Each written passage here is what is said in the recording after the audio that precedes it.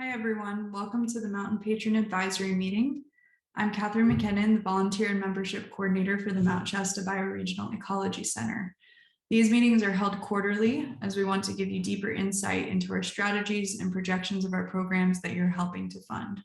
Additionally, we want to hear your feedback. For this meeting, I'll be doing the program updates in more of a presentation style for those who can't attend so that they can watch it later at their own convenience. So let's go ahead and get started. First, I kind of want to remind everybody of the roles that we play. So this is our team. We have Bianca Garza, our Communications and Development Director, Jessica Matthews, our Program Director, Nick Jocelyn, Forest and Watershed Watch Program Manager, myself, Katherin McKinnon, the Volunteer and Membership Coordinator, Michelle Berchevsky, our Senior Conservation Consultant, and Tara Gardner, the person who is responsible for helping us with our website integrations. So the first program update I have to give you all is on the Medicine Lake Highlands and Aquifer campaign.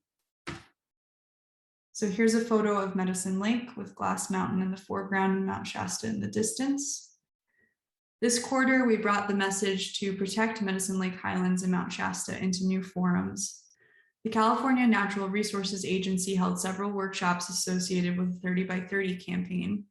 For those of you who don't know, the 30 by 30 campaign is an international initiative to protect 30% of the Earth by 2030. We participated in workshops on protecting biodiversity, land conservation, and expanding climate action through nature-based solutions. Our input was included in a September 3rd letter to the California Natural Resources Agency as part of a network of North State groups organized by the California Wilderness Coalition, stating our recommendations to the agency for critical landscapes and waters of our region. So all of this work has been contributing to the development of the California Natural Resource Agency's Pathways to 30 by 30 document that will be released this fall. So we'll keep you updated on that front. This is a quote from Michelle. She says that it's really exciting to participate in this network of dedicated earth and water protectors who see the critical need to work collaboratively toward a livable earth, which has now been sanctioned through the 30 by 30 initiative on the state, national, and international levels.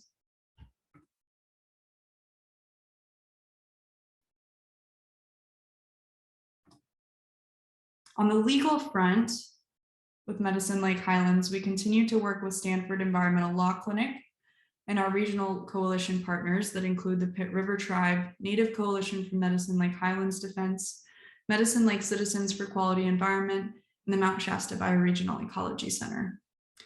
We're working on a final lawsuit that aims to end all industrial geothermal leases. These leases cover 60 square miles in the Medicine Lake Highlands. Our previous major victories in court abolished the 40-year extensions on the leases, and the current lawsuit challenges the final lease and unit agreement on which all the leases are based. At the same time, we're also working with our regional allies to seek administrative ways of abolishing these leases through the favorable Biden administration.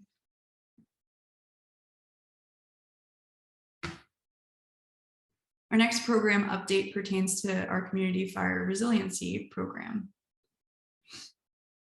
Here's a photo of some fuels reduction work that we did. So our program is continuing to work with sub-communities, and these are community-led efforts in fuel reduction. So these efforts are on pause, or were on pause due to extreme fire conditions, but we are planning on restarting the efforts this fall when agency partners are available to assist with us. So stay tuned on that. We're definitely going to participate in more fuel reduction work weekends and host those work weekends. And we're hoping to start conversations with other neighborhoods that we have not worked with yet. As a reminder, we also have a website page on www.mountshastaecology.org, where we have a fire resiliency page of resources. So this is a place you can go if you're looking for any information on that.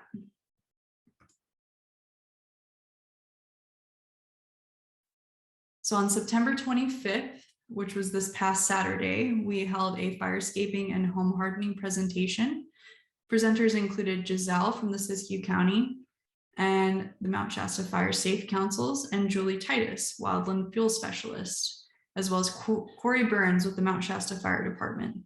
We had a great turnout, and in the future, we're hoping to hold a multi-day workshop for landowners who want to seek funding to do fuels reductions on their land. And more to come with that, so we'll let you know.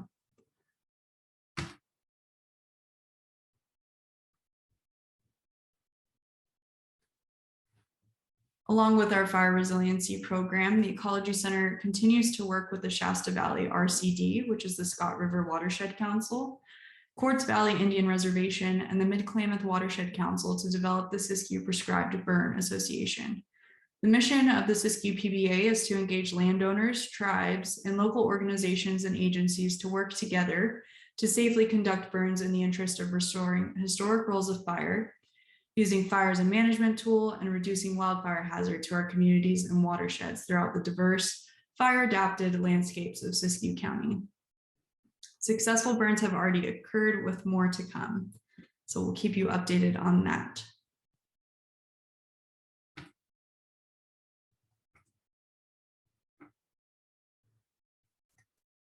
So on September 7th, we submitted letters of support and request for signature to Governor Newsom on these two bills. SB 332, which is limiting liability for prescribed fire, and AB 642, which is prescribed fire training, cultural burning liaison, and tribal sovereignty, improving and updating fire severity maps, and so forth. Both of these bills have made it out of legislature and are on their way to Governor Newsom's desk. So if these two bills are signed into law, they will mean huge leaps for prescribed fire and cultural burning in California. There are copies of these letters on our website if you would like to check them out.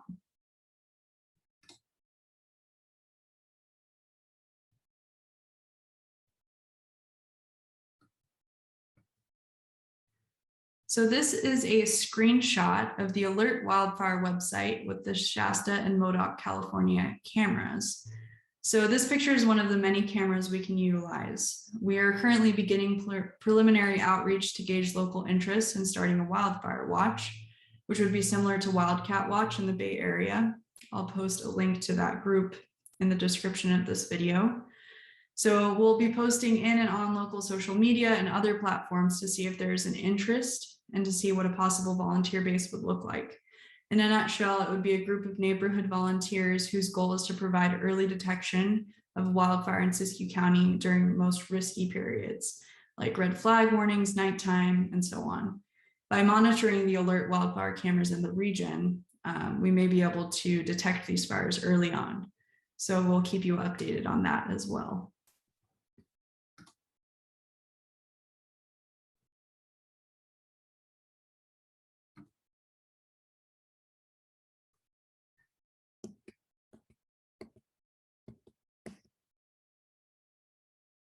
So our next program update is for the Forest and Watershed Watch.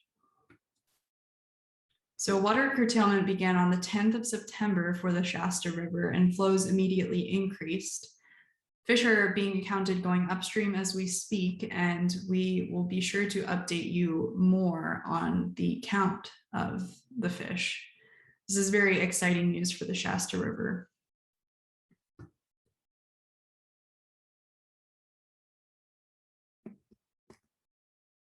Next, also within the Forest and Watershed Watch program, we have the Shasta Valley Sustainable Groundwater Management Act comments.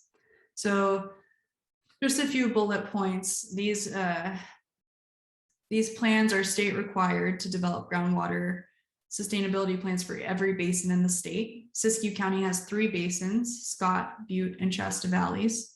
Only 4 plans have been submitted statewide so far, and half of those were rejected.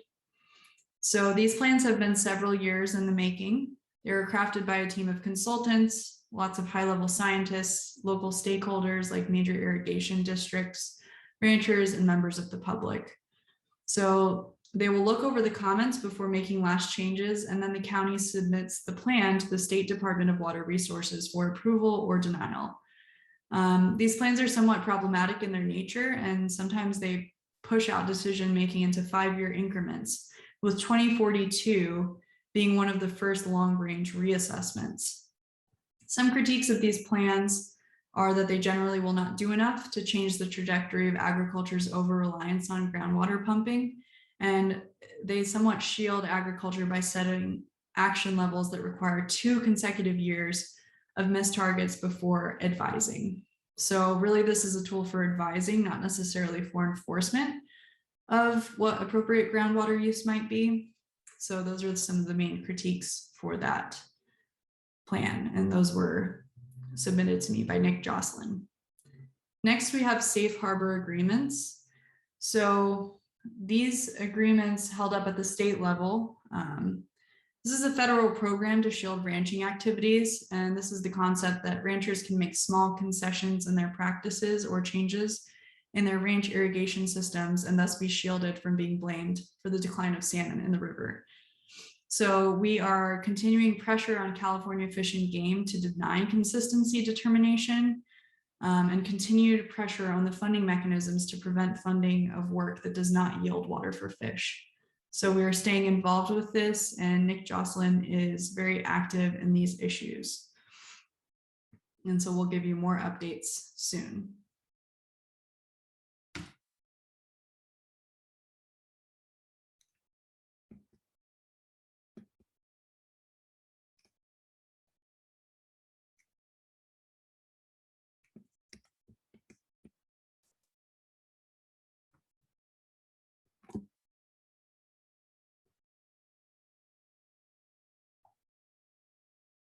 And lastly, within the Forest and Watershed Watch program, we have the Bradley Fire Salvage Scoping. So Bradley Fire Salvage Scoping is the first of several potential salvage logging plans on the Shasta Trinity National Forest. Others are the Lava Fire and the Antelope Fire. So we are staying up to date with these and will inform you as these things progress. And next we have the Dunsmuir timber harvest plans. So you can see here on this image, these different colors don't actually represent anything very specific besides different harvest areas. So I just wanted to make that clear. We're continuing to work with the No Clear Cuts California Committee of the Sierra Club, and we signed an op-ed recently regarding the dangers of logging practices near communities. So these are all of the areas where there are timber harvest plans for clear cuts, and we are staying on top of that as well. Next program update is for home, honoring our mountain environment. So here we have an image of Panther Meadows as well as the kiosks at Bunny Flat. Our Panther Meadows Trail Maintenance Day was postponed due to national forest closures and COVID increases locally. We are planning on hosting a Trail Maintenance Day in collaboration with the Shasta Trinity National Forest next year when Panther Meadows reopens. So we'll be sure to make an announcement in our newsletter and via social media so y'all will know when that date is. Our GoFundMe campaign has reached $11,724. So all of this money is amazing. It's going towards the home program, and it allows us to install a kiosk at the head of the Panther Meadows Trail and 4 interpretive signs throughout Panther Meadows. And so the reason for this image of the kiosk at Bunny Flat is to kind of represent something that we'll be installing at Panther Meadows. It will not look exactly like this, of course, but these are kind of the informational kiosks that you might see in the forests. And so we will be collaborating with the Shasta Trinity National Forest on installing one of those kiosks and then 4 interpretive signs throughout Panther Meadows. We're working with the Forest Service and the tribes to create culturally and environmentally accurate information to present on the signs, and our logos will be on those signs as well.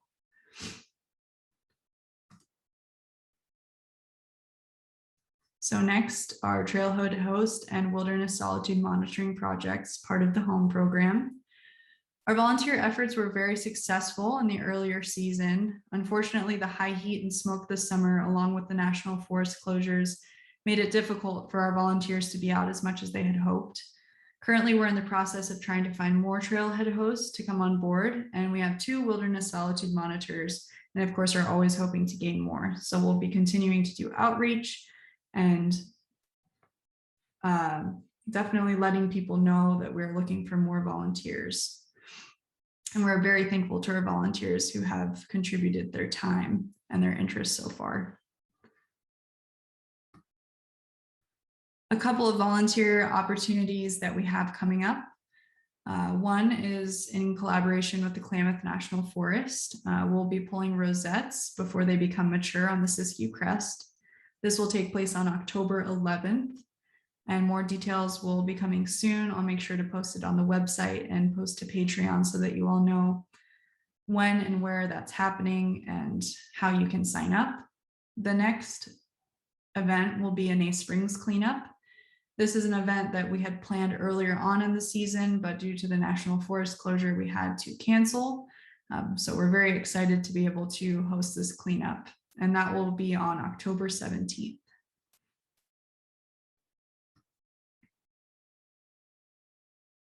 So next we have development, communications, and community education.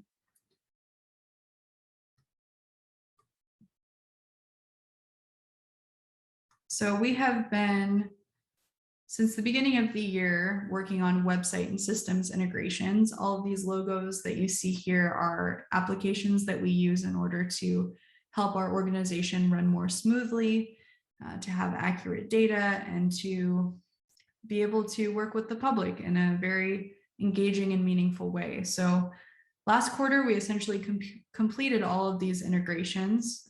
While the public may not see these updates, us as a staff are definitely feeling the effects of having all of our systems integrated.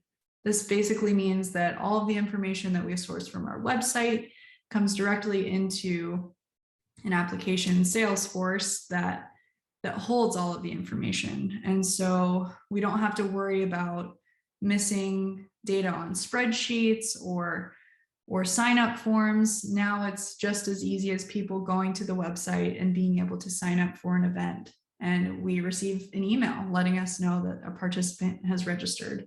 So this is very exciting for us and will allow us to spend a lot more time focusing on our programs, and it will make it much easier to fundraise as well.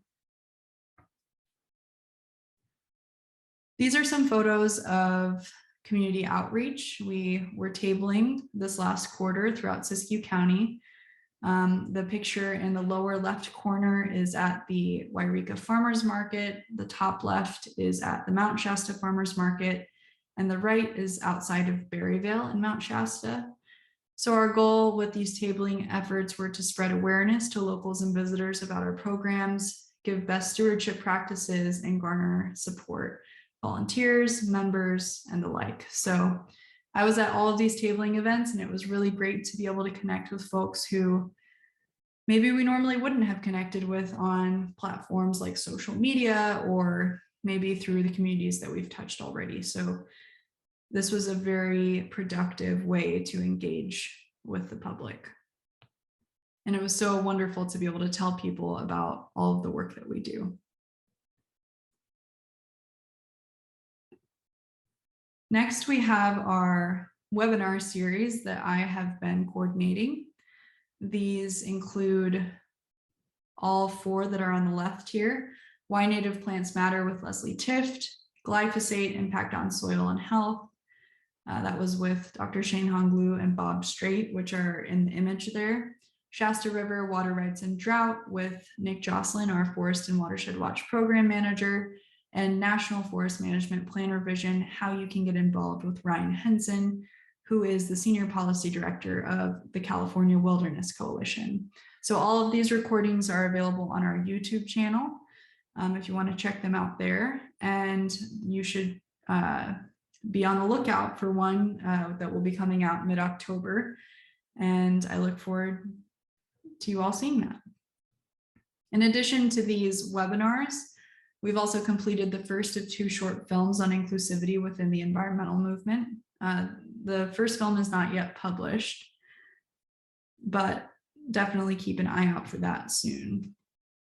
We also hosted staff from the Shasta Trinity National Forest for an online presentation on the proposed fee increase when we realized that they weren't going to have a town hall or extend the comment deadline.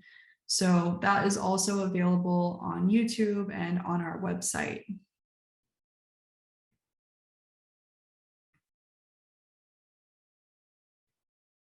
Here we have some photos of our family nature walks. We completed our annual series of these walks with Kara Saunders of Bearwellow Herbs.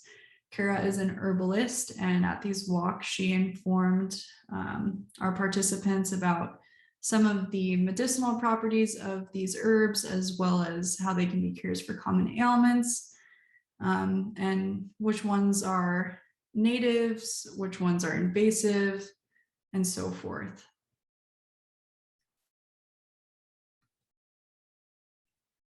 So some of our plans for next quarter include working on a final lawsuit to abolish geothermal leases in Medicine Lake Highlands, continued involvement in public meetings and comments regarding timber harvest plans and water use, planning a multi-day workshop for landowners to learn how to apply for fuels reduction grants for their properties, finishing the inclusivity films, participate in Giving Tuesday, continue our GoFundMe, and growing our membership base, beginning to plan Earth Day events, growing our volunteer base, and of course, continuing to seek funding for our programs. So to wrap up, and kind of as a section where we ask for your feedback, I'd like to know what kind of offerings you would like to see as part of our community education program. We had the firescaping and home hardening presentation, as well as the family nature walks. And if you have any ideas for other kinds of activities or presentations you'd like to see put on as part of this program, please let us know. Also, of course, please give us any other feedback that you might have, even if it's not directly relating to this question. We would love to hear from you.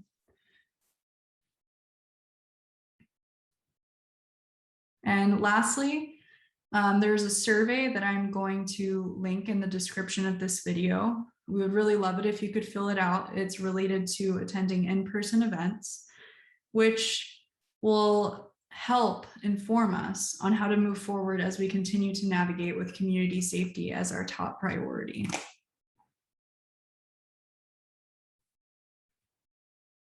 So those are all of the program updates that we have for today.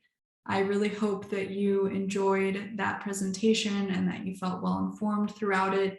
And if you have any feedback, comments, questions, please feel free to call us. You can email us or send me a Patreon message. I'll reply as soon as possible. And I'll look forward to scheduling another meeting again in the near future. And from all of us at the Ecology Center, I hope that you know that your membership is really important in the work that we do. And we are so appreciative of your generosity and your kindness. And we look forward to continuing the work. Thank you very much. Have a great night.